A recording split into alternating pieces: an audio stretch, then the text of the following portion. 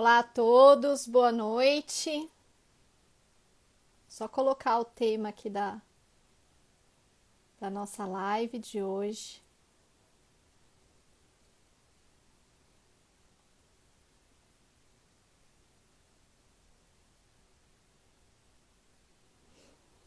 Boa noite a todos, sejam muito bem-vindos ao nosso projeto do Elas no Processo.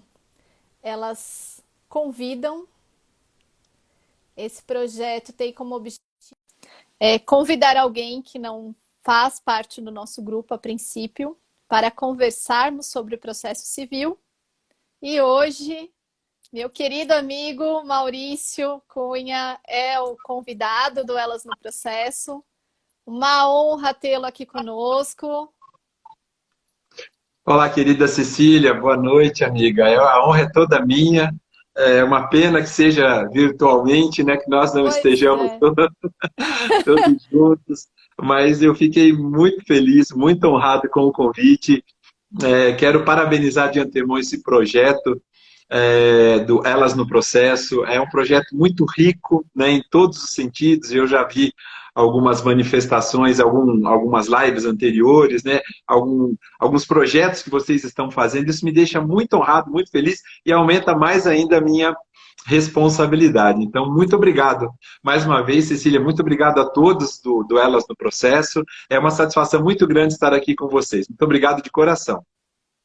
Nós que agradecemos. O objetivo do Elas no Processo é reunir mulheres que estudam processo, a princípio processo civil, mas hoje abrimos um pouquinho para outros ramos do processo, e dar mais visibilidade feminina às pessoas que produzem, né, sobre processo civil.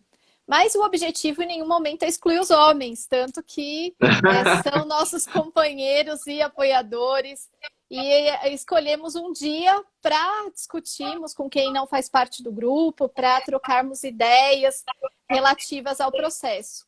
E o tema que escolhemos, né? Escolhemos em conjunto, é Exato. maravilhoso. Eu acho que é um tema muito importante, relevante e esquecido muitas vezes, que é o tema de decisão de saneamento e a organização do processo.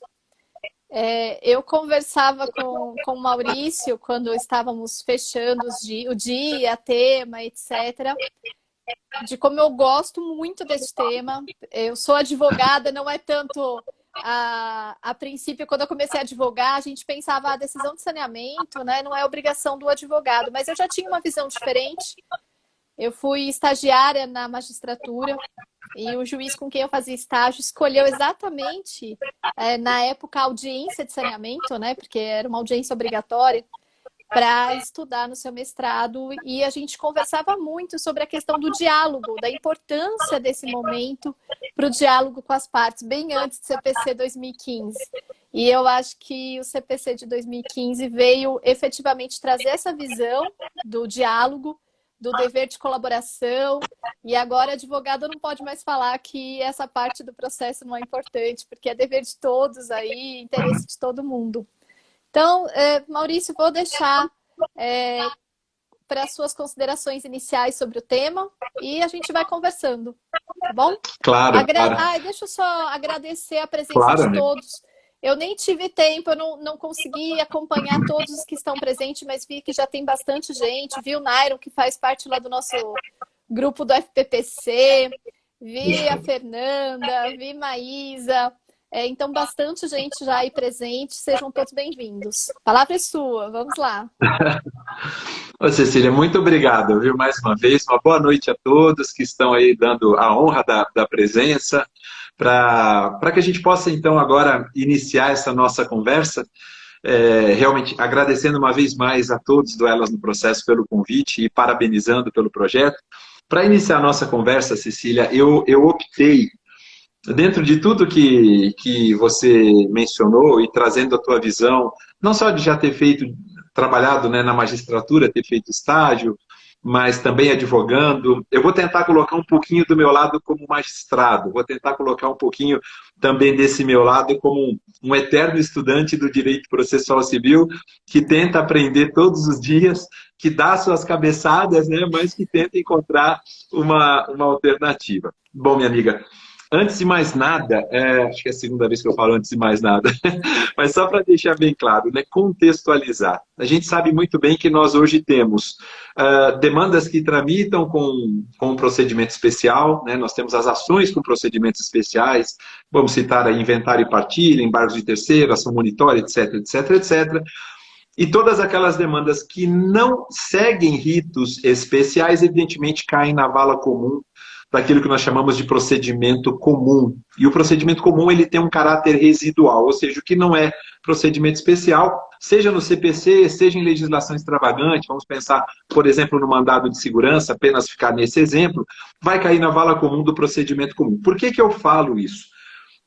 Para que a gente possa identificar, antes de mais nada, antes de qualquer coisa, que dentro do procedimento comum, nós temos 4 fases que são muito bem delineadas, né? São 4 estágios muito bem delineados.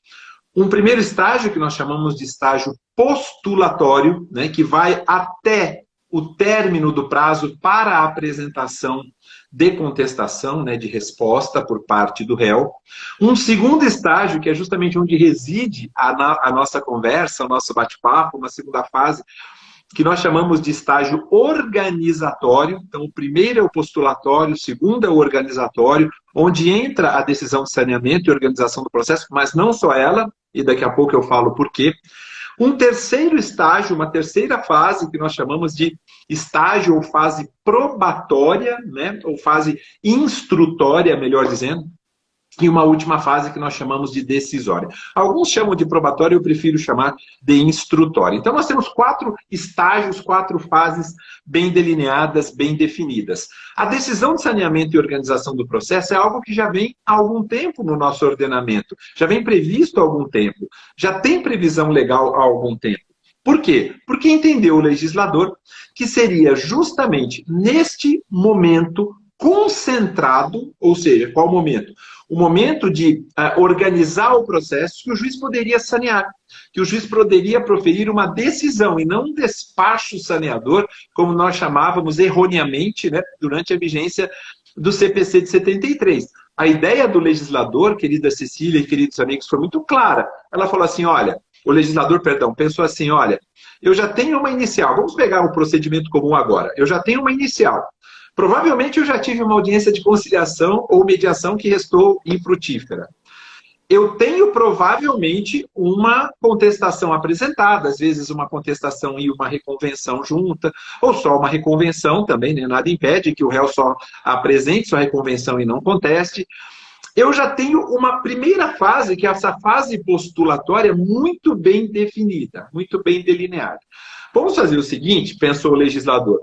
Vamos organizar agora o processo, já que essa primeira fase, a fase de postular, tanto o autor quanto o réu, já acabou, vamos pensar então na fase de organizar para a próxima fase, que seria a fase instrutória, onde nós poderíamos ter, por exemplo, né, a realização de uma prova pericial, a designação de uma audiência de instrução e julgamento e, obviamente, pensando também na última fase, que é a fase decisória. Dentro dessa fase organizatória, Cecília e queridos amigos, o que eu percebo, e aqui eu vou fazer, antes de qualquer coisa, uma crítica já à magistratura, né? Não é porque sou magistrado que vou fechar os olhos para isso de forma alguma. Eu vou fazer uma crítica no sentido de que, e talvez isso possa soar um pouco assim, digamos assim, até assustador, né? Mas no sentido de dizer, os magistrados não dão a devida atenção, como deveriam dar, à decisão de saneamento e organização do processo. Isso é algo que eu percebo, Cecília, na prática. Você sabe bem, Cecília, não só nos nossos encontros de FPPC, mas também atuando pela Infam e viajando um pouco esse Brasil, a gente percebe decisões de saneamento e organização do processo que são maravilhosas, aprofundadas, contextualizadas, analisa questões processuais pendentes, se ainda tiver, delimita as questões de fato, delimita as questões de direito. Se for o caso, já inverte o ônus da prova, né? Já faz a distribuição dinâmica ali bonitinha, designa a audiência de instrução e julgamento, não deixa nada para trás, nada. Mas em contrapartida, Cecília, aí que entra a minha crítica, aquelas amiga. decisões copia cola, né? Eu tenho várias assim no meu acervo aqui de processos, viu? Uma tristeza. Querida Cecília, esse é o grande problema, né? Eu vejo a professora Tereza Rudalvin, ela costuma dizer, né, que as decisões sem fundamentação, elas são um nada jurídico, né? Elas são um ato inexistente. Eu vejo decisões de saneamento e organização do processo que eu falo, meu Deus, não é possível, isso é um nada jurídico, sabe? É um ato inexistente, porque não se dá o devido carinho. Aliás, é histórico isso, Cecília, esse é o grande problema. É histórico o fato de que nunca se deu tanta atenção, nunca se conferiu tanta atenção a esta fase de organização do processo. O próprio nome já é sugerido pela doutrina, é fase de organização. Então você vai estruturar o processo pensando nas outras duas fases, na instrutória ou mesmo na fase decisória, quer dizer, nas duas, na verdade, na instrutória vou usar a conjunção alternativa, vou usar a conjunção aditiva. Você já está pensando no que vem pela frente, então limpa o processo, organiza, saneia, como o próprio nome sugere, saneia. Para quê? Para que a gente não tenha nenhuma nulidade, para que a gente não tenha nenhum vício e, consequentemente, o feito tramite regularmente. Quem é que ganha com isso, Cecília? Primeiro, ganham os jurisdicionados, obviamente, ou seja, os sujeitos processuais, autor, réu, terceiro interveniente, se tiver MP, se tiver defensoria pública, todos, e obviamente que ganha também o Estado hífen juiz. Por quê? Porque a partir do instante em que você faz um saneador completo, com todo o estilo que deve ser feito, né? Estilo no sentido de organização, você não tem mais problemas no futuro. É muito difícil. Não é que você não tem, mas as chances de você ter algo nulificado lá na frente são mínimas. São mínimas. Se você delimitou todas as questões de fato, poxa, maravilha. Delimitou todas as questões de direito, maravilha. As partes não vão poder falar no futuro, poxa, o Maurício se esqueceu de delimitar uma das questões. Isso é cerceamento de defesa, né? Isso é cerceamento. Consequentemente, eu vou alegar essa preliminar lá no futuro. Então, é só ter um pouco de atenção, organizar o feito a partir de uma decisão que, repito, que cumpra exatamente o que o artigo 357 do CPC estabelece. Mas, como eu disse, Cecília, aqui eu vou só para finalizar essa minha primeira parte, como eu disse, esta fase organizatória, esse estágio de organização do processo não passa somente pela decisão, saneamento e organização do processo. Nós temos antes providências preliminares, nós temos a possibilidade de julgamento conforme o estado do processo, né? Pode ser o julgamento antecipado do mérito, o julgamento antecipado parcial do mérito, a gente não sabe o que vai acontecer. Se você quiser, a gente fala depois desse estágio, né, organizatório mais completo, com essas atitudes que podem ser adotadas antes da própria decisão de saneamento e organização do processo. Mas, repito, é um momento único no processo. É um momento único que o magistrado tem para falar, vamos corrigir o que tem que corrigir, vamos limpar para seguir em frente. Eu vejo como algo muito esquecido, não é só pela magistratura, não, é muito comum. Quando vem a questão de especificação de provas mesmo, né? Já prevendo esse momento, que as partes normalmente façam aquele pedido genérico que não tem nada a ver com aquele caso em concreto. Às vezes até colocando que vai querer perícia, num caso que, na verdade, não tem intenção de produzir perícia. Então, eu vejo que as pessoas muitas vezes passam por essa fase, pessoas assim, profissionais mesmo, de forma só para cumprir tabela, sem realmente se preocupar com essa comunicação e a utilidade disso no futuro. Porque quando eu faço um saneamento bem feito, lá na frente, quando eu for produzir prova, eu já vou deixar de lado os fatos que são irrelevantes. Exato, Cecília. Essa é uma questão, você tocou num ponto que para mim é crucial. Você falou assim, olha, o juiz determina que as partes especifiquem de forma fundamentada as provas que pretendem produzir.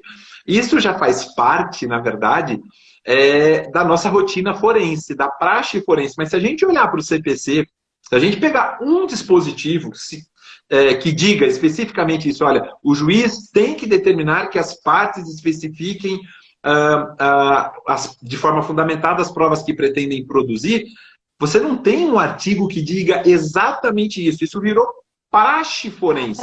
Os magistrados, eles determinam que assim seja feito, e aí isso se espalhou por todo o Brasil, quando, na verdade, o único dispositivo legal no nosso CPC que fala que o magistrado tem que intimar a parte para querendo especificar as provas que pretendem produzir, seria naquele momento em que o magistrado intima o autor em caso de revelia do réu.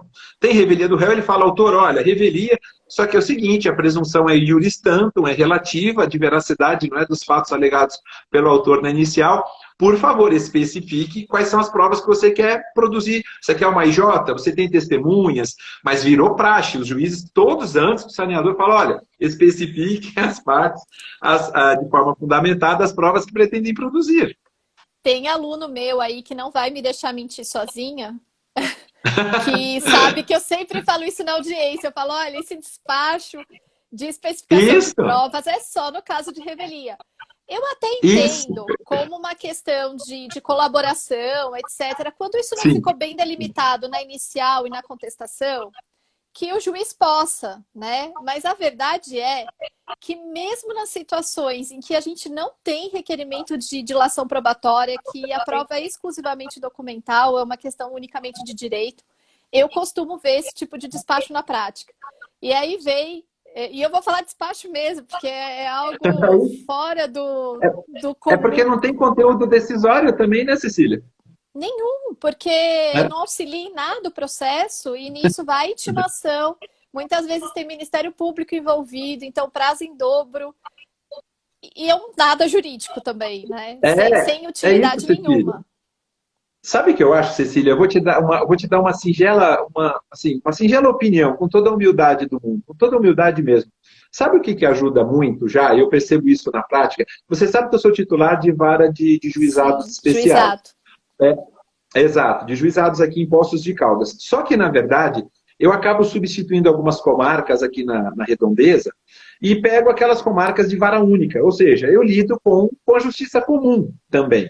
O que é que eu percebo? Qual que é o que eu visualizo? Tanto a parte autora quanto a parte ré, e não sei se isso acredito que isso não seja uma característica só nossa aqui do sul de Minas, mas tanto a parte autora quanto a parte ré, Cecília, elas não se preocupam em, dentro da inicial ou mesmo na contestação, já tentar delimitar os meios de prova que pretende produzir. A gente olha para a inicial, qual que é a última frase da inicial? É aquela assim, ó, protesta pela produção. Odeio, horrível. Não é isso? Pois é. Aí eu fico pensando, Cecília, eu falo, poxa, ninguém vai produzir. Tudo bem que você protesta por todas, mas na prática, você vai produzir? Você vai produzir ata notarial, depoimento pessoal, confissão, exibição de documento ou coisa, prova documental, prova testemunhal, prova pericial, inspeção judicial? Já dá uma ideia, sabe, né, Cecília? Pelo menos já coloca ali, olha, a parte autora, olha, excelência, aqui na inicial já estou demonstrando os fatos, os fundamentos jurídicos e as provas que eu pretendo produzir prova documental, né? Prova documental, prova pericial e prova oral. Pronto, pelo menos já dá um norte, não é? Para a gente ter. E a parte ré fazer a mesma coisa. Isso é cooperação, isso é o artigo 6º do CPC.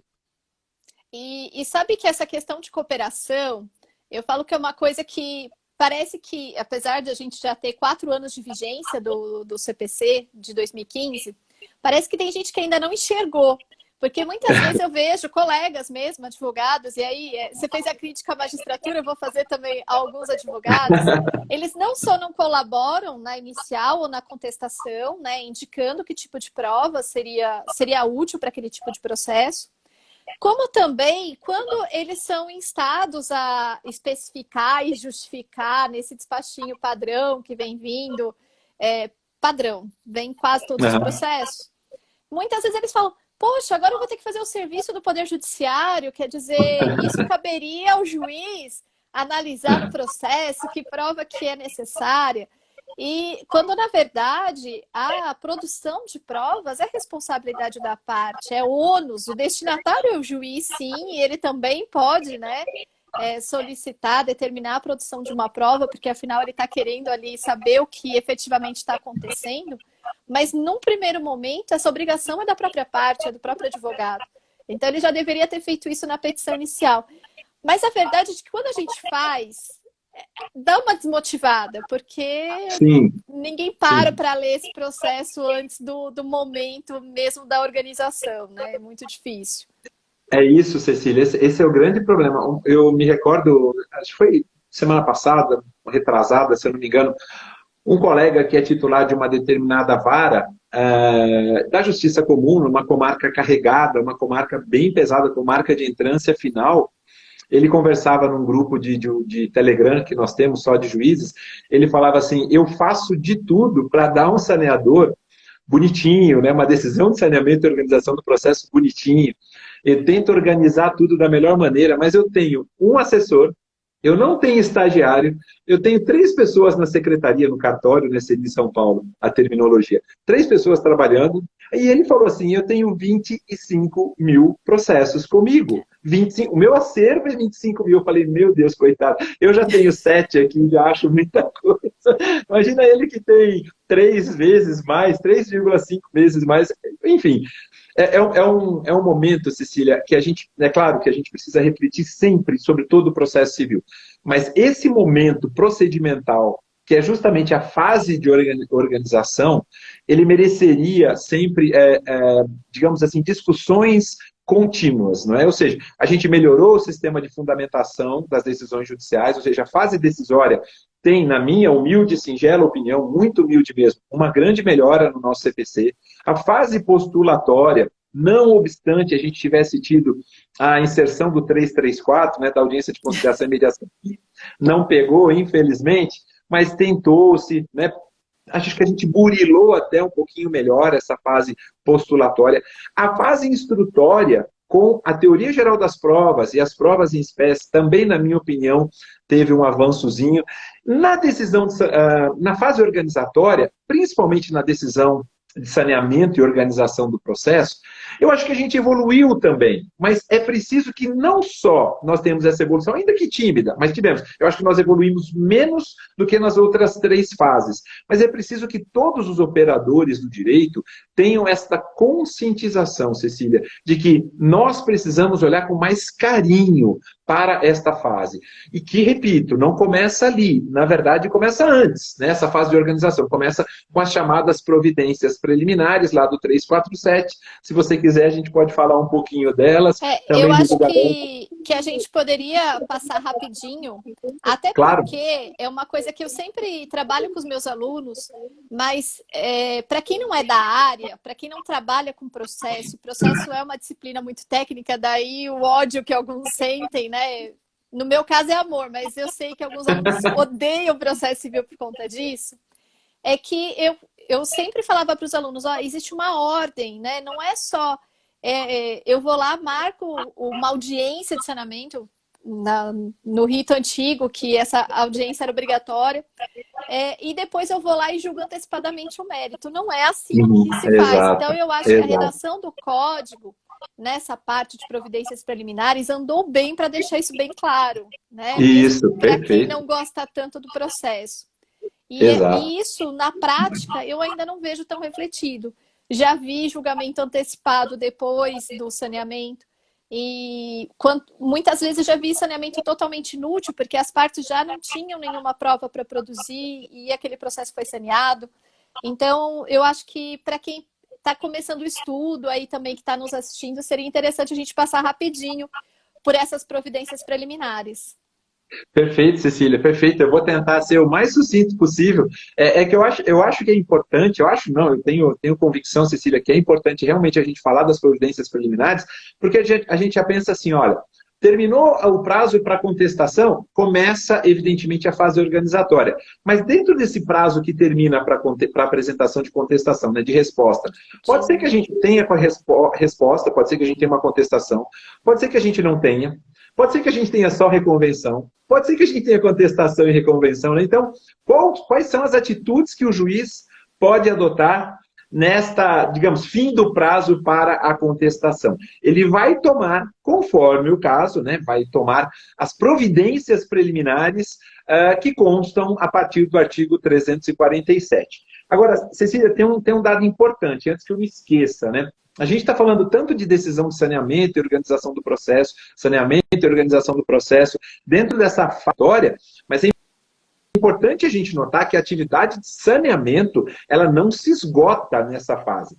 Nessa fase, ela é tão somente, Cecília, na minha humilde opinião, uma concentração de atos de regularização do processo. A obrigação do magistrado é sanear o feito a todo tempo. Por exemplo, vou começar, né? Eu vejo assim, Cecília, olha, apresentada a inicial, distribuída a inicial. Primeira coisa que o juiz tem que fazer, ele já faz um ato de saneamento ali, porque ele vai olhar preenchidos os requisitos do 319, né, e do 320. Não, opa, vamos mandar emendar ou completar, dar o prazo de 15 dias para tanto, indicando com precisão o que é que precisa ser emendado ou completado. Que é o que diz esse o 320. foi um avanço do código, assim, inominável.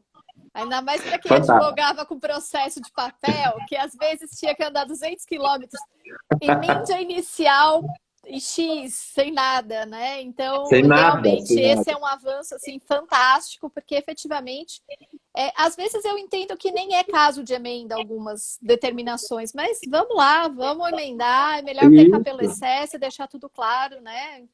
Eu acho que esse foi um avanço fantástico do código, sem dúvida.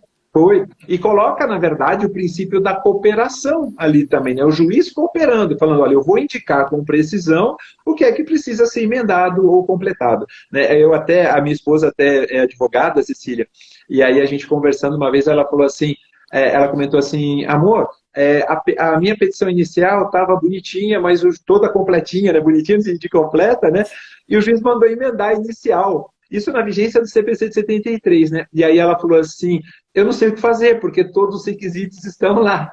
Aí ela foi, dentro do prazo, conversar com o magistrado, e ele não recebeu, mas o assessor recebeu. E ele falou assim, não, doutora, realmente foi um equívoco nosso. Quer dizer, olha quanto tempo se perdeu, né, com isso, porque os requisitos estavam presentes, só que era na vigência do CPC de 73, e o despacho era assim, emende a parte autora inicial no prazo de 10 dias, que era o prazo do CPC de 73, nem Sim. era prazo processual, não era contado em dias úteis, sem indicar com precisão, e não tinha nada para emendar, né? Só para... E muitas vezes a gente tentava adivinhar e emendava, e aí vinha uma inépcia, porque mesmo tendo se manifestado, o juiz ele não dava a oportunidade da gente se manifestar antes da extinção.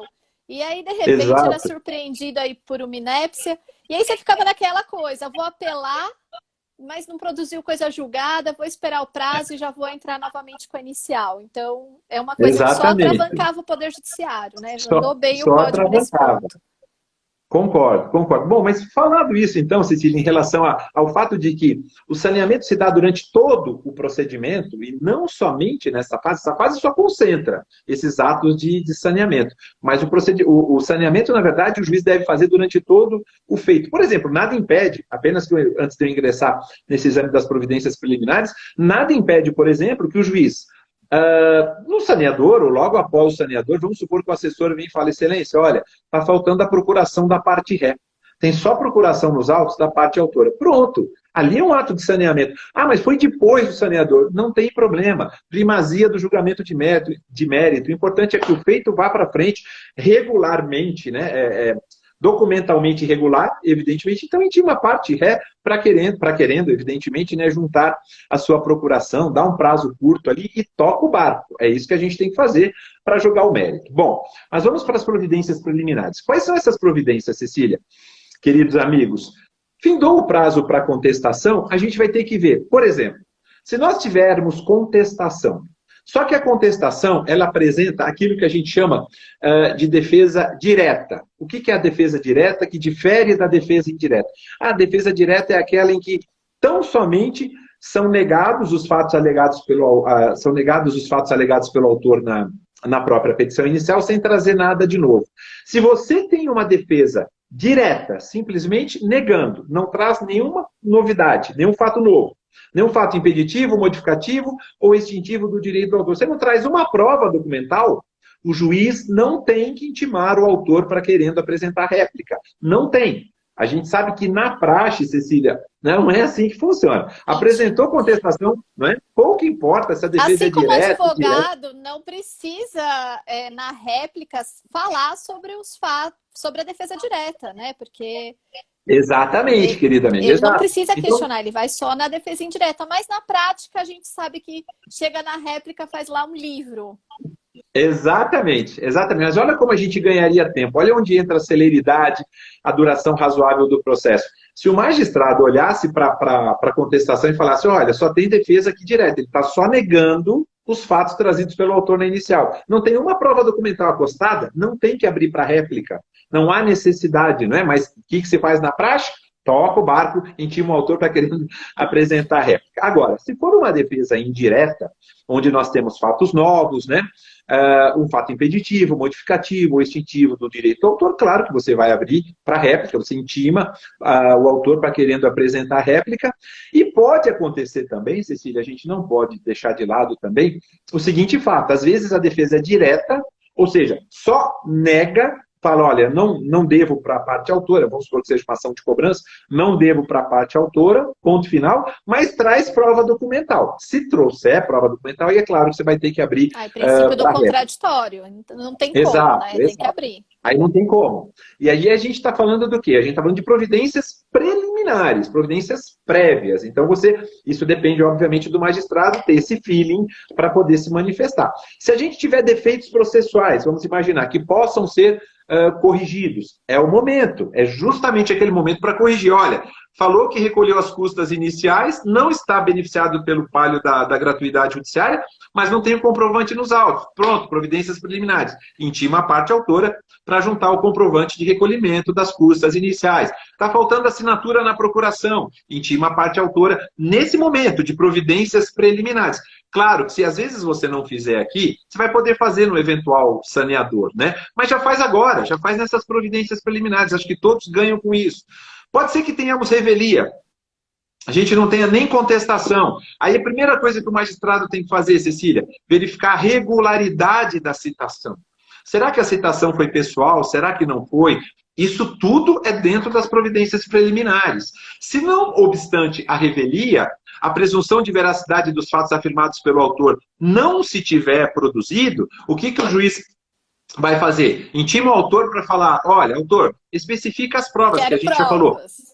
Exatamente, eu quero provas. Esse prazo para especificação de provas, a gente não tem delimitado no CPC. Aí você aplica o 218, parágrafo 3º, que é um prazo de 5 dias. Se a revelia decorreu de uma citação ficta, apenas finalizando já as providências preliminares, ou se o réu revel for preso, o que o juiz vai ter que fazer nessa fase para não nulificar o feito? Nomeia um curador especial com base no artigo... Exato, lá no artigo 72. Esse curador, eu vejo passar direto. E aí, às vezes, a gente está lá no processo, já com produção de prova, anula tudo e nomeia curador. Tudo, Cecília. Tudo. É uma dor de cabeça terrível. Esses dias de 2014. Entrei como curador agora. É muito complicado isso, Cecília, é muito complicado. Isso tem que ter uma atenção redobrada. Se o magistrado não tem condições, orienta seu assessor, a sua assessora, né, para que assim proceda, faça toda essa checagem. Pode ser que a gente tenha... de plano, né, Maurício? Uma crítica que eu tenho com relação aos juízes é o seguinte, revel, foi citado por edital. Aí me intime enquanto autora para eu me manifestar. Pois Poxa, já não tem verdade, curador, pulo uma etapa, né? Aí eu falo e me manifesto, excelência, tá na hora de nomear curador. Aí ele vai decidir, nomeia esse curador. Foram 2 atos aí totalmente inúteis e que muitas vezes demandou 2, 3 meses, né? Sendo otimista.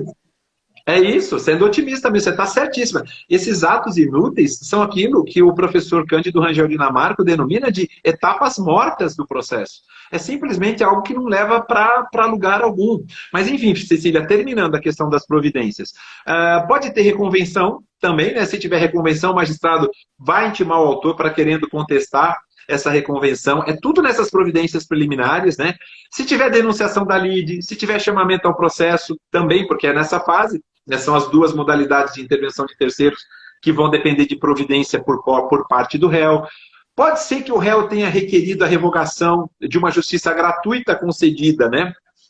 ao autor, ele pode requerer isso na inicial. O que o juiz tem que fazer? Ouve o autor primeiro e fala, olha, autor, o réu está falando aqui que eu te dei justiça gratuita, mas você não faz jus. Tem que estabelecer o contraditório para poder depois decidir. Se tiver alegação de incompetência, vamos supor que o réu traga a contestação e alegue incompetência, o juiz vai ter que decidir sobre a sua competência. Eventual impugnação ao valor da causa é nesse momento das providências preliminares que o juiz já também tem que, obviamente, se impugnou o valor da causa, vai ter que ouvir a parte autora, tem que ter um contraditório por conta da vedação à decisão surpresa, artigos 9 e 10, para depois decidir. Tem que verificar se é o caso de intervenção do MP. E aqui é um problema muito sério, você sabe disso, Cecília, e os queridos amigos também. As hipóteses de intervenção do MP no processo civil hoje estão como fiscal da ordem, né, como fiscal do ordenamento jurídico, não é mais como fiscal da lei, elas estão todas no 178, que são as causas que envolvam interesses incapazes, interesse público ou social, que é o chamado interesse primário, e nos litígios coletivos, envolvendo posse de terra rural ou urbana. É nesse momento das providências preliminares que o juiz já vai falar, opa, aqui é o caso de intervenção do MP. Muita gente vai falar assim, ah, Maurício, mas agora o CPC relativizou isso, né? Porque o MP, se ele for intimado e não se manifestar, não vai ter problema nenhum. Agora, se ele não for intimado, será que não é caso de nulidade? A nulidade só vai ser reconhecida se tiver ocorrido algum tipo de prejuízo. É o 279, parágrafo único, salvo engano, que assim menciona, né? Mas mesmo assim, o magistrado cioso, o magistrado preocupado com o seu trabalho, que não quer nenhum tipo de nulidade, intima sim o MP. Fala que é o caso, por exemplo, vamos supor que seja uma ação de investigação de paternidade envolvendo incapazes. Pronto. Então, tive a inicial, né? Tem que intimar, Cecília. Eu acho que são coisas, enfim, que a gente não pode abrir mão. Essas providências preliminares, não é? Elas estão destacadas, como eu mencionei, no artigo 347. Cumpridas essas providências preliminares, ou não havendo necessidade, Cecília, de cumprimento, aí a gente passa para o julgamento conforme o estado do processo. A gente pode extinguir o feito sem resolução de mérito, com base nas hipóteses do 485, as sentenças terminativas. É possível que seja extinto o feito com base com resolução de mérito, em razão de autocomposição. É possível que o feito seja extinto com resolução de mérito pela verificação de decadência ou prescrição. Já é nesse momento que tem que matar, né? Entre aspas, não é? Pode ocorrer o julgamento antecipado do mérito, como também o julgamento antecipado parcial do mérito, lá do 356, ou a decisão de saneamento e organização do processo. Aí é que entra efetivamente o artigo 357, que diz, né, que não ocorrendo nenhuma das hipóteses previstas no capítulo, deverá o juiz, em decisão de saneamento e organização do processo, fazer o quê? Resolver questões processuais pendentes, se ainda houver. Então, por exemplo, está faltando a procuração, falta assinar a procuração, falta juntar uma guia, etc, etc, etc. Vai delimitar as questões de fato, vai delimitar as questões de direito. Se for o caso, designa uma IJ, e estabeleceu como momento procedimental limite para fazer a chamada distribuição dinâmica do ônus da prova. Tudo isso, Cecília, está no artigo 357 e os seus respectivos incisos. Então, veja a preocupação que o legislador precisa ter. Ele vai delimitar, ele vai simplesmente dizer, ó, as questões de fato e de direito que vão ser discutidas daqui para frente são essas, essas e essas. Olha a importância, né, de você fazer. Isso é muito importante. É muito. Eu tô com uma perícia que vai acontecer no mês que vem, agora em setembro. E, na verdade, o que está sendo discutido no processo, fato controverso, é a ocorrência ou não de uma situação fática. Sim, sim. Eu estou discutindo, olha, fulano estava ou não em tal local. É isso, eu só estou discutindo isso. Mas veja, o negócio está tão bagunçado que acabou se deferindo perícia, que não tem necessidade, uma perícia médica, inclusive, porque eu só estou querendo saber... eu estou discutindo aqui, só para contextualizar, direito de acompanhante no momento do parto. Eu quero saber se o pai estava lá ou não, só isso. Então, vai acontecer uma perícia. Aí eu estava vendo os quesitos, porque assim, meu quesito, o juiz deferiu, vai ter, então eu apresentei meu quesito. Meu quesito havia algum motivo para que o pai não estivesse presente? Porque o fato dele não estar já foi provado. Sim, sim. E aí... a outra parte me apresenta 46 quesitos, mesmo me Meu perguntando Deus. umas coisas assim, médicas, né? De situações médicas que não fazem parte da defesa, que não fazem parte. E não tem o saneamento, ele não delimitou os fatos. Ele não delimitou Perfeito. para essa questão que é o pedido. Então, na verdade, eu Ah, não posso nem questionar esses quesitos. Aí agora vai para a exatamente. perícia médica. Imagina, tem mais de uma parte contrária, cada um com 40 e tantos quesitos, vai vir o laudo desse tamanho, quando na verdade o que eu quero provar nesse processo, o que a defesa alega, não é É, inútil essa perícia. O Estado está gastando dinheiro, a gente está perdendo um tempão.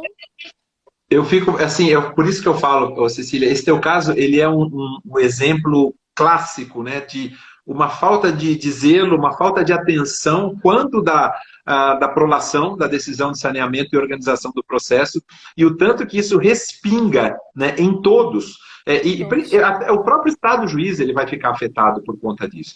Agora, Cecília, permita só colocar algo, amiga, que eu acho que é importante a gente falar sobre a decisão de saneamento e organização do processo, que são justamente os parágrafos que acompanham o Perfeito. 357, não é? Eu acho que aí a gente já deve estar caminhando talvez aí para talvez mais 15 minutos, eu não sei quanto tempo, você me Mais 20 ajuda aí. minutos. Mais 20 minutos, perfeito, perfeito. Sabe É uma melhor coisa ainda. que eu queria Pois não, te falar com relação aos pois não. parágrafos? É uma coisa que logo que a gente teve, não a modificação agora do CPC de 2015, mas a modificação anterior, quando se permitiu a dispensa da audiência, né? A gente já tinha algumas Uhum. situações que eram dispensáveis, né, pela lei, Exato, mas a regra é de que essa audiência acontecesse. E aí, quando sim. se aumentou essa dispensa, as hipóteses de dispensa da audiência, eu tive vários amigos que, nossa, e agora? Vai terminar o diálogo no processo? E eu queria só que você comentasse um pouquinho com relação a esse diálogo quando o saneador é por escrito, né? E dessa Exato, possibilidade da audiência também, que também está prevista nos exato. parágrafos. Perfeito, muito, muito bem colocado, Cecília, muito bem colocado. O que é que esses parágrafos trazem? E aí, obviamente, que dentro desses parágrafos tem justamente a ideia que você mencionou. Assim que for realizado o saneamento, as partes, diz o parágrafo primeiro, elas têm o direito de pedir esclarecimentos, né, ou de solicitar algum tipo de ajuste. É um prazo comum, é um prazo de 5 dias, não é 5 dias para a parte autora, 5 dias para a parte ré, é um prazo comum. E se por acaso as partes não solicitarem ajustes, não pedirem esclarecimentos, a decisão de saneamento e organização do processo se estabiliza. O que eu acho que, esse é o parágrafo primeiro, o que eu acho que o legislador quis dizer aí? Quis dizer assim, olha, partes, fiquem atentas, tá? Por quê? Porque não temos mais o agravo retido. Se a gente parar para pensar, nenhuma das hipóteses, aliás, nenhuma das hipóteses não, melhor dizendo, a decisão de saneamento e organização do processo, se você não tiver distribuição dinâmica do ônus da prova, você não pode atacar por agravo de instrumento. Ah, Maurício, mas não tem preclusão. Se não tem preclusão, posso suscitar como preliminar numa apelação ou nas contrarrazões de apelação. Sim, mas não é isso que o legislador quis dizer. E aí eu nem vou destacar o rol do 1015, porque o 1015 só fala especificamente da distribuição dinâmica do ônus da prova. Contra essa decisão, cabe agravo de instrumento. Poderíamos pensar no agravo de instrumento com aquele rol de taxatividade mitigada, tão ampliado? Eu tenho minhas dúvidas, acho que não foi isso que Tem até uma pergunta sobre isso aqui, ó. Pergunta do Thiago pois não. Antunes. Pois não. Dessa decisão, quando há um indeferimento da oitiva de testemunha, ele pergunta, cabe agravo? Perfeito. Essa questão é extremamente interessante. Eu penso da seguinte forma, o querido Tiago, agradecendo aí a pergunta tão bem formulada. Querido Tiago, eu penso da seguinte forma. Não caberia, por quê? Porque nós não enquadramos dentro das hipóteses do rol do 1015. Tem gente que fala assim, mas o rol do 1015 é uma taxatividade mitigada. Se você alega urgência, que é o pressuposto básico, como a ministra Nancy Andrighi destacou, em tese caberia. Eu não sei se a gente teria êxito em relação a isso. Tem gente que entende dessa forma. Eu já penso da seguinte forma, querido Tiago. Você pode, como não há mais preclusão, você vai alegar o quê? Se houve um indeferimento do pedido de uma prova, você vai alegar cerceamento de defesa. Na apelação. Nas razões de apelação, você coloca lá um tópico como preliminar, ou nas contrarrazões de apelação. Porque se a gente olha para o rol do 1015, somente em relação à inversão, à distribuição dinâmica do ônus da prova, é que nós temos uma hipótese legal de cabimento do recurso de agravo de instrumento.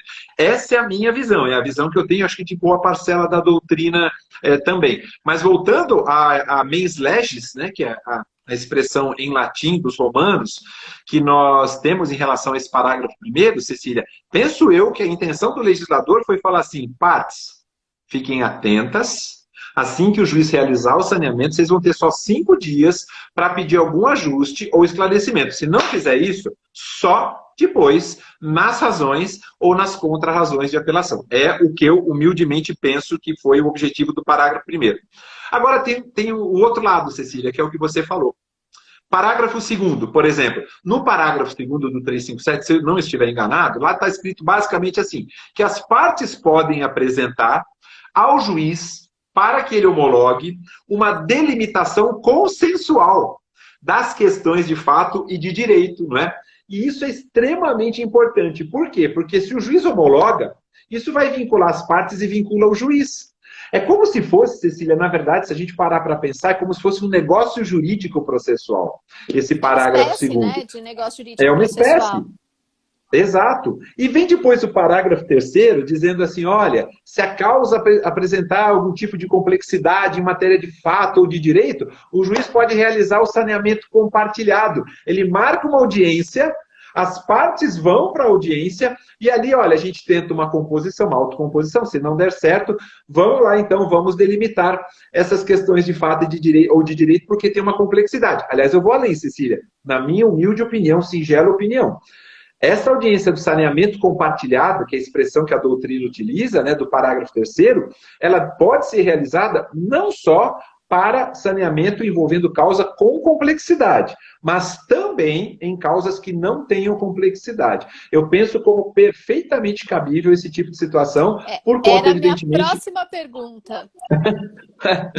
Que coisa boa! Então, Maurício, uma coisa que eu estava refletindo outro dia sobre essa questão é que essa audiência, se necessária, se as partes até... Eu penso o seguinte, até em situações que não é muito próxima do mundo jurídico, né? Quando o litígio envolve questões muito complexas, não por serem complexas naquela área de conhecimento, mas por serem muito fora da questão jurídica em si, é até interessante que a parte faça, olha, vamos conversar. Concordo. E essa audiência, ser nesse formato de videoconferência ao invés de presencial, adiantaria a vida de todo mundo no processo. Eu acho que essa audiência nem precisa voltar para o presencial. O advogado faz lá do escritório, porque é uma questão técnica, né?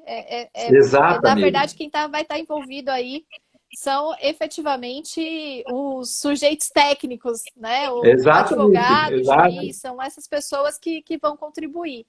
Então, eu vejo que pode ser muito vantajoso, porque aí não tem discussão, não vou ter discussão de cerceamento de defesa, que lá na frente vai anular esse processo inteiro, né? Exato. Então, acho que é bom para todo mundo. Exato. Eu não sei se é, pelo que eu estou percebendo, parece que o querido amigo Alexandre Freire entrou aí também na live. Um dos maiores processualistas que esse país teve, é verdade. Um dos maiores processualistas que esse país tem, sem sombra de dúvida. Alexandre Maurício, deixa eu fazer um merchan aqui. A gente ganhou um ingresso, uma matrícula do curso que ele está promovendo. Tá aí no nosso feed. O sorteio, pode se inscrever, tem as regrinhas lá no feed até amanhã, às 11 da manhã. Então, Alexandre pessoal que é o curso sobre recursos. Excelente. Exatamente. Não, sem dúvida, ele é maravilhoso. Não tem, não tem reparos. Não tem. Mas enfim, Cecília, então só voltando a essa questão do saneamento compartilhado. Eu, particularmente, eu acho que o melhor saneador que eu já fiz na minha vida, a melhor decisão de saneamento e organização do processo, foi na vigência do CPC de 73, onde a gente não tinha o saneamento compartilhado, mas nós tínhamos, Cecília, aquela audiência do 331, você vai lembrar disso, que era uma audiência de conciliação, né? E aí eu tinha uma causa tão complexa, Cecília, mas tão complexa, eu conto sempre isso, envolvia oh meu Deus, uma usina de cana-de-açúcar. E aí a matéria era compra e venda de álcool E o álcool tinha que ter uma octanagem X, o álcool tinha que ser da safra. Nossa, era um trem, mas um trem mineiramente falando, era um trem absurdo. E aí eu já sabia que um colega de uma comarca vizinha tinha uma demanda quase que muito parecida com essa. Eu liguei para ele. Eu falei assim, ó, meu amigo, deixa eu perguntar para você, como é que você fez o teu saneador? Porque eu estou aqui na fase de saneamento e eu não sei como é que eu vou proceder, de tamanha complexidade, tal de octanagem e tal, eu não sabia o que era octanagem X, Y, Z. Aí ele falou assim, Maurício, calma, relaxa. Faz assim, marca uma audiência do 331 como se você fosse tentar conciliar as partes. Se você não conseguir, que é o que deve acontecer, foi o que aconteceu comigo, você faz o saneador compartilhado naquela audiência, Cecília. Eu fiz um saneador, na verdade eu não, as partes foram delimitando de comum acordo as questões de fato e de direito. Se eu não me engano, era Posto Ipiranga, de um lado o processo era público, né? E de outro lado essa usina de cana de açúcar que chama-se Monte Alegre. O que acabou acontecendo? O saneador ele teve quase 2 páginas, mas completas. Todas as questões foram delimitadas, de fato e de direito. Quer dizer, eu copiei a ideia do colega na vigência do CPC de 73 e foi um resultado fantástico, fantástico. Então, acho que a gente deveria explorar mais o 357, parágrafo 3º, pelo menos na minha singela e humilde opinião. Além disso, a gente tem o parágrafo 4º, né, que fala da possibilidade, se o juiz determinar, né, a produção de prova testemunhal, ele fixa um prazo comum, que não deve ser superior a 15 dias, para que as partes apresentem o rol de testemunhas. O parágrafo 5º dizendo que quando você designar a audiência para fazer o saneador compartilhado, as partes já têm que apresentar o respectivo, né, rol, exato, de testemunhas. O parágrafo 6º, salvo engano, ele fala do número de testemunhas, que não pode ser superior a 10, tem que ser 3 aí no máximo aí para a prova de cada fato. O parágrafo 7º, em relação também a essa questão da prova testemunhal, permite que o juiz limite, obviamente, o número de testemunhas, sem que isso caracterize cerceamento de defesa. Tem que tomar muito cuidado. Limite por fato, né, Maurício? Sim, eu acho que aqui sim. a gente tem que pensar nisso também. Não preciso de 10 pessoas para provar um único fato, né? Exatamente, querida amiga. Se o juiz determinar a prova pericial no 8º, no 9º, no 8º, no parágrafo 8º, caso o juiz determine a produção de prova pericial, porque ele pode fazer isso no respectivo saneador, ele vai ter que obedecer o 465 e seguintes, obviamente, né? Se for possível, já até calendariza tudo, ele já estabelece um calendário para sua realização, e essa calendarização também vem estabelecida no artigo 191, e também que é um negócio jurídico, processual, indiscutivelmente. E no parágrafo 9º, que é o último parágrafo do 357, a gente tem ali a questão das pautas, né? Ou seja, as pautas de audiências devem ser preparadas com um intervalo mínimo de 1 hora entre as audiências. Aliás, esse 1 hora, apenas fazendo abrindo um parênteses aqui, Cecília, né? Não teve um critério, segundo eu fiquei sabendo, não teve um critério muito técnico para se estabelecer 1 hora. Tem gente que falou assim, durante o período em que o PL 8.046 de 2010 estava na Câmara, né? Porque o nosso CPC começou com o PLS no Senado, o 66 de 2010, depois o PL 8.046 de 2010 na Câmara, virou a 13.105 de 2015, que é o nosso CPC. Pelo que eu fiquei sabendo, foi meio assim, olha, acho que uma audiência de instrução deve demorar 1 hora, mais ou menos. Não, mas eu acho que a intenção aí veio até da reclamação de muito advogado, sim, né? De passar a tarde lá aguardando uma audiência de instrução, e aí você chega a ter 15 testemunhas para ser ouvido e o juiz marcou a audiência de 10 em 10 minutos. Mas eu acho que quando a gente pensa no CPC de 73, em que o prazo para a oferta desse rol de testemunhas também era poucos dias antes da audiência, ficava mais difícil do juiz conseguir prever. Né? Então, concordo, amiga, concordo. Defendendo um pouquinho os juízes, mas não muito, porque realmente tem uns que abusavam. E não era raro, por exemplo, aqui, acho que teve um juiz que passou aqui pela Justiça do Trabalho, inclusive, sim, que os advogados sempre reclamavam que ele marcava todas as audiências do dia para a primeira meia hora, das 9 da manhã, 9 a 9h30, com uma a cada 5 minutos. E aí o que aconteceu? O advogado tem que estar lá às 9 horas, sim, né? 9h30, sim. A hora que o juiz determinou. Só que quem estava no último lugar da pauta, a audiência ia acontecer às 6 da tarde.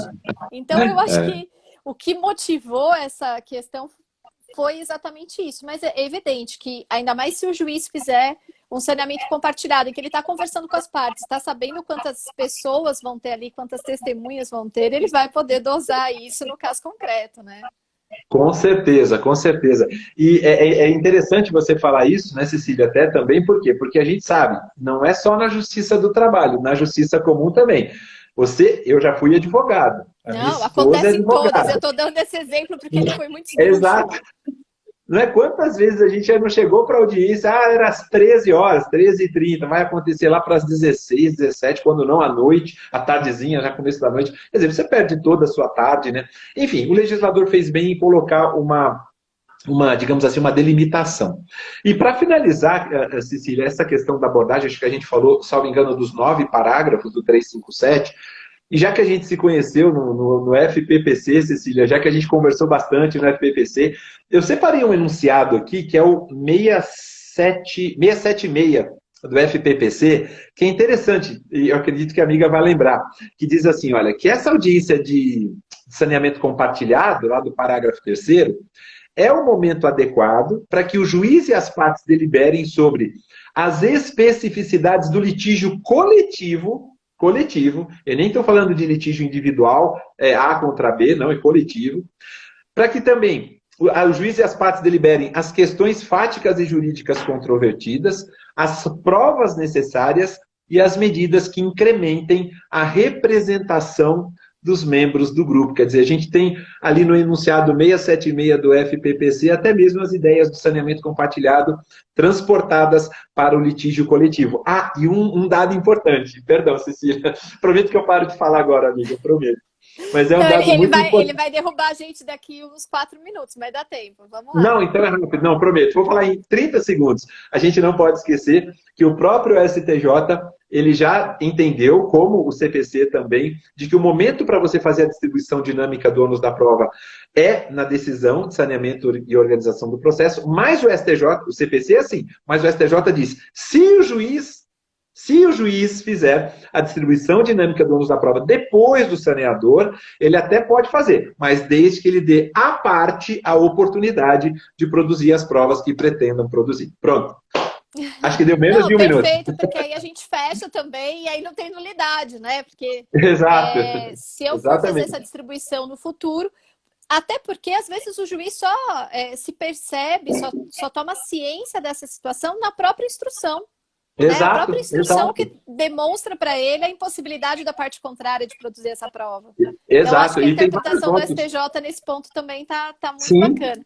E é importante a gente falar do nosso FPPC, né? Opa, com certeza. Que volte logo. A sua amizade é um presente do FPPC, assim como Cecília, vários que estão aí conosco essa noite, né? Com certeza, com certeza. Realmente foi muito legal. Um momento de encontrar, discutir processo com quem gosta de processo. E depois passamos pela sua relatoria, né, também. Time fiel, que muda o tema, o povo migra, só para mudar com quem está organizando o grupo. Então, realmente, queridos amigos ali, fantásticos, que com certeza levarei para a vida inteira, né? Então, eu vi, por exemplo, o Beck hoje, Beck divulgando nossa live. Beck, querido! Eu ia até comentar que eu acho que Beck é unanimidade, o primeiro lugar de mais querido do mundo. Mas você, Maurício, olha, com certeza está no segundo lugar. Porque eu tô para ver pessoas que a gente comenta, Maurício, nossa, adoro. Então, assim, é unanimidade também. Na empate técnico com o Beck, vou deixar para vocês brigarem depois, ou a gente dá o troféu para os dois. Não, ele ganha disparado. E ter os dois no mesmo grupo do FPPC é realmente uma honra, né? Para qualquer assunto, não importa o tema, a gente segue junto aí. Que bom, amiga. Com muito você, honrado. com o Beck, etc. E agradeço imensamente o apoio ao nosso projeto do Elas no Processo. Apoio a tudo, né? Estudo. Já veio aqui em Leme, né? Eu sou coordenadora da faculdade de Leme. Veio aqui na minha semana jurídica, muito gentilmente, trouxe os seus colegas, seus braços direitos e esquerdos, queridos também. Foi muito bom. E deixar aí abertas as portas do Elas no Processo, quando quiser, estamos recebendo novamente. Muito obrigada. Cecília, eu que agradeço. Muito obrigado de coração. Parabenizo uma vez mais a todos do Elas no Processo. Projeto maravilhoso. Eu já sigo. Espero que todos sigam, continuem seguindo, que tenhamos mais seguidores. Agradeço muito pela oportunidade. Peço desculpas, né, por qualquer equívoco, por qualquer falha. E quero dizer que foi uma honra para mim. Uma honra muito grande. Muito obrigado, Cecília, do fundo do coração, e obrigado por sua amizade, acima de tudo. Muito obrigada por tudo. Até a Obrigado. próxima. Obrigada Até a a todos. próxima. Até. Boa noite Tchau. a todos. Fiquem Boa com Deus. noite. Boa noite.